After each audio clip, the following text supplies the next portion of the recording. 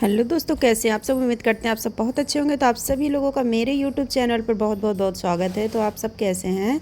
तो अभी मैं जा रही हूँ गेहूँ बनाने के लिए।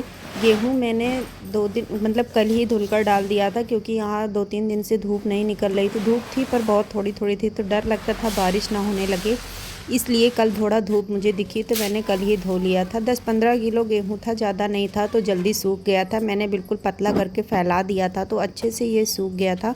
तो आज मैं इसको बना ले रही हूँ। पति देव के जाने से पहले पहले मैंने सोचा इसको बना देती हूँ। तो ड्यूटी जाते समय वो रास्ते में चक्की पड़ती है, तो वहीं रख देंगे। तो जैसे ही मैंने उनसे बोला कि इसको रखते हुए जाइएगा, तो बोले कि नहीं, मैं अभी नहीं रखूँगा, मैं शाम को रखने जाऊँगा। घर पर एक भी आटा नहीं था, तो ये हमारा जग कर बैठ गया था बाबू। मैं सोच रही थी इसके जगने से पहले पहले मैं सारा काम कर लेती हूँ, पर जब जब मैं ऐसा सोचती हूँ तब तक ये ज़रूर जग कर बैठ जाता है। कपड़े पूरे इसने गीले कर लिए थे, तो मैंने इसको अपनी गुन्नू की फ़्रॉक ही पहना दी थी। देख सकते हैं आप लोग कैसे घूम रहा है फ़्रॉक पहन के। अब ये गिरेगा ज़रूर यहाँ पे, क्योंकि ये इतना ज़्यादा गिरता पड़ता रहता है। वो देखिए गिर गया, तो मैंने इसको जाकर बेड पर बैठाल दिया था कि तू जा वहीं बैठ जाके। गुन्नू को मैंने जगा दिया था कि गुन्नू इसको आप देखती रहना, क्योंकि बाबू गिर जाता है बेड से, तुरंत कूद जाता है। तो जो गेहूँ थोड़ा बहुत बनाते टाइम गिर जाता है, तो मैं उसे फेंकती नहीं हूँ, उसको भी मैं साफ़ कर कर वही पिसाने वाले बोरी पे डाल देती हूँ, ताकि ये भी पिस जाए। क्योंकि अनाज का दाना है, कभी फेंकना नहीं चाहिए। तो मैं कभी वैसे भी मैं अन्न की बर्बादी नहीं करती हूँ ज़्यादा। तो जो गेहूँ गिर गया था तो मैंने उसको बना लिया है, और कूड़ा मैं सारा फेंक दूँगी। तो गेहूँ मैंने बोरी में डाल दिए हैं ताकि ये भी पिस जाए, और जो कूड़ा था तो वो मैं डस्टबिन में डाल दूँगी। यहाँ मैं पौधों को थोड़ा पानी दूँगी, क्योंकि पौधे थोड़ा सा मेरे गर्मी के कारण, या कुछ भी समझ लीजिए, गर्मी तो बहुत ज़्यादा पड़ रही है, बारिश हो नहीं रही है, सिर्फ मौसम चढ़ रहा है।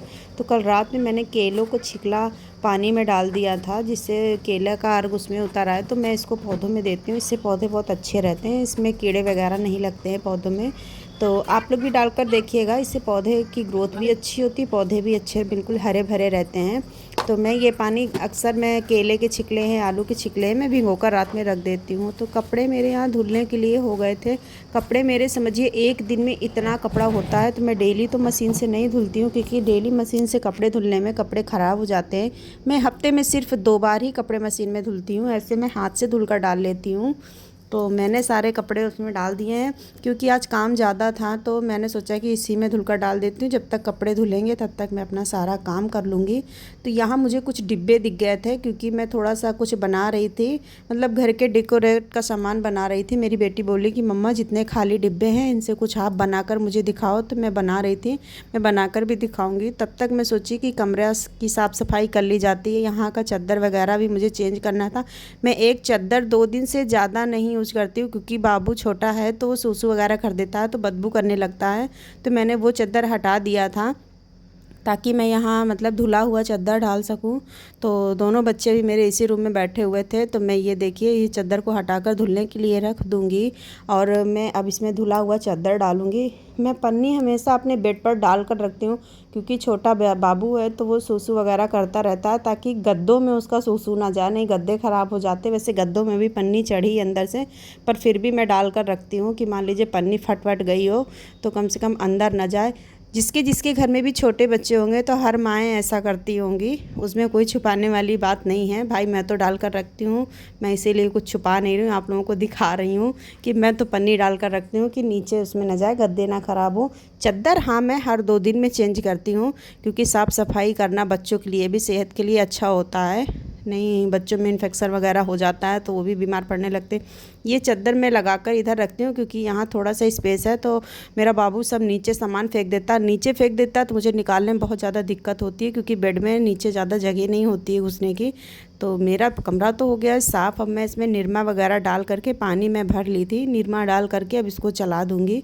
जब तक इसमें कपड़े धुलेंगे तब तक मेरा जो थोड़ा सा किचन का काम रह गया वो मैं कर लेती हूँ। तो ये आ गई हूँ मैं अपने ऑफिस में। ये है फ्री का ऑफिस, यहाँ कोई सैलरी नहीं मिलती। ये ऑफिस हर किसी के घर में होता है, हर महिला को इस ऑफिस से गुजरना पड़ता है, सुबह हो या रात हो। तो मुझे लग गई थी पानी प्यास, तो मैंने सोचा पहले मैं पानी पी कर फ्रेश हो लेती हूँ, उसके बाद मैं सारा काम करूँगी जो भी पड़ा है। तो मैंने पानी पी लिया था। अब मैं थोड़ा सा सोच रही हूँ कि दूध वगैरह पलटा दूँ, क्योंकि दूध का भगोना खाली करना पड़ता है ना, दूध आने का टाइम हो रहा था। अभी मैंने तवा चढ़ा दिया है रोटी बनाने के लिए। जब तक मेरा तवा गर्म हो रहा है तब तक मैं अपनी कढ़ी पलट लेती हूँ। आज मैंने बनाई है, देखिए कढ़ी कितनी यम्मी है। और हाँ, ये कढ़ी मैंने ना आलू की ना फुलौरी की, ये मैंने बूंदी की कढ़ी बनाई है। किसको किसको पसंद है कमेंट में बताइएगा। भाई मुझे तो बहुत ज़्यादा पसंद है। तो मैंने आज बूंदी की कढ़ी बनाई थी। कल रात में ही मैं मट्ठा लेकर आई थी। मेरा बहुत दिन से खाने का मन था कि मैं बूंदी की कढ़ी बना कर खाऊँ। मैं एक शादी में गई हुई थी, मैंने वहाँ खाई थी, मुझे बहुत अच्छी लगी थी। तब से बनाती मैं हमेशा हूँ, पर इधर 2-3 दिन से मेरा बहुत मन कर रहा था कि मैं वो खाऊं। तो मैं कल ही रात में 9 बजे रात में मैं बूंदी लेकर आई थी। तो बूंदी तो मैं घर में भी बना सकती थी, पर ये वही है ना कि आलस आलस बहुत बुरी बला होती है। तो आलस की वजह से ये था कि 10 रुपए का पैकेट आएगा, ज़्यादा का नहीं। तो बूंदी लेकर मैं आई थी रात में ही। तो अभी मैं बनाने जा रही हूँ रोटी। आटा मैंने सान लिया था पहले ही, क्योंकि पतिदेव के जाने से पहले पहले उनको नाश्ता पानी बनाना होता है। तो आटा वगैरह सान लिया था। कढ़ी चावल मेरा बन चुका था, सिर्फ रोटी बनाने को रह गई थी। उनको मैंने पराठा वगैरह दे दिया था खाने के लिए।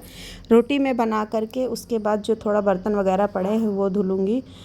काम तो अभी बहुत ज़्यादा पड़ा है, पर क्या करूँ, धीमे धीमे करती रहूँगी। घर पे कोई है नहीं तो आराम से करती रहती हूँ। रोटी मेरी बन चुकी है।